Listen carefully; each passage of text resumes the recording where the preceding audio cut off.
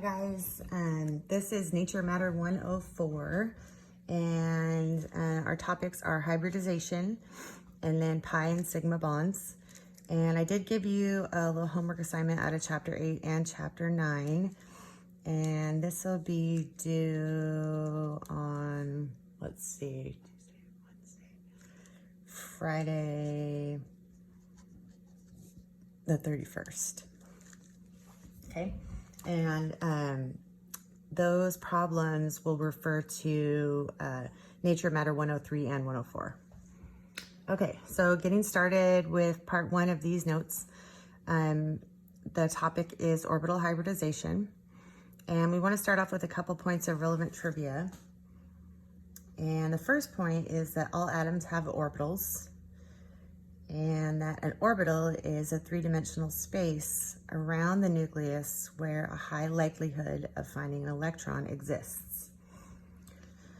And we want to remember too that orbitals have shapes, and that we should know at minimum that the s orbitals are spherical in shape, excuse me, and the p orbitals are lobed in shape.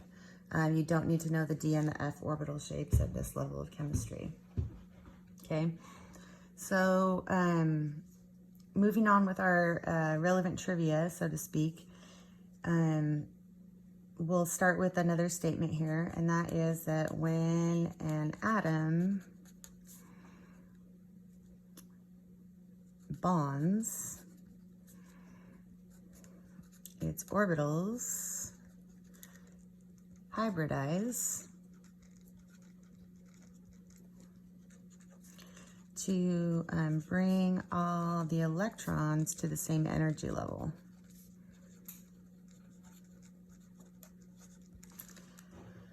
Okay, so for instance, if we have an s orbital that looks like this, and we have a p orbital that looks like that, these two orbitals, the s and the p orbital, can get together and hybridize, so to speak, have an orbital baby, and that's called an sp orbital, and it looks like a little goldfish kind of thing, kind of a shape.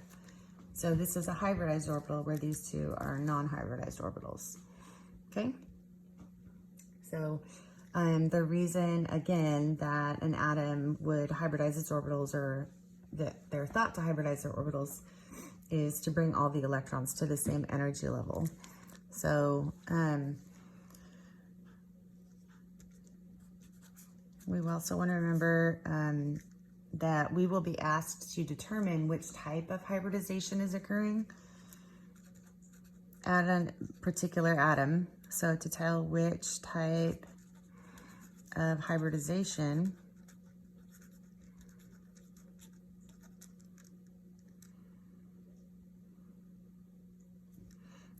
an atom has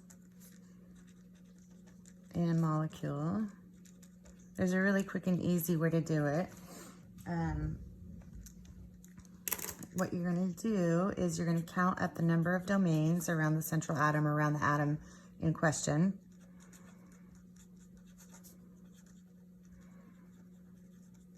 And that's bonding and non-bonding domains. So you count up the number of domains, and then you just count over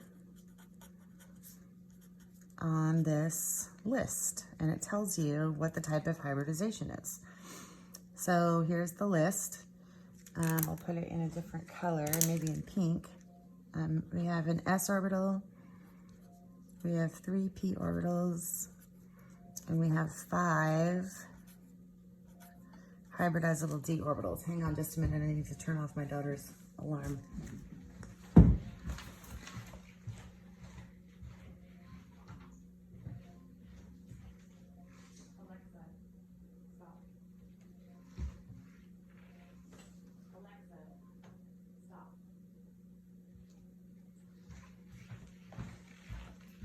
Sorry about that.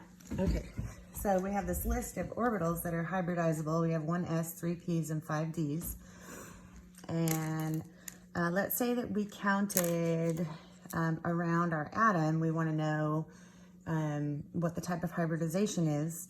If we count that there are 2 orbitals then I would count over 1, 2, and it would be sp hybridization.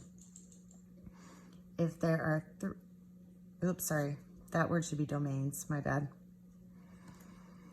3 domains, I would count over 1, 2, 3, and I would get sp2 hybridization. Along the same lines, if there are 4 domains, I would count over 4, 1, 2, 3, 4, and I would get sp3 hybridization. 5 domains is going to be sp3d1, as you can see, and 6 domains is going to be sp3d2. And 6 domains is the maximum that we do in this class, so just be ready for that. So let's say, for instance, that we have a molecule, as an example, like acetate, CH3, C double bond O, O, like that. And this guy has this type of situation. And we know this is a -1 charge. And we're asked, what's the hybridization at each of the carbons? So we would count up around this first carbon, 1, 2, 3, 4 domains, and we would go over 1, 2, 3, 4, and we would see that this guy has sp3 hybridization at this carbon. And this second carbon, we would count 1, 2, 3 domains, and we count over 1, 2, 3, and we would have sp2 hybridization. So very simple to tell which type of hybridization occurs. Okay, thanks. Bye.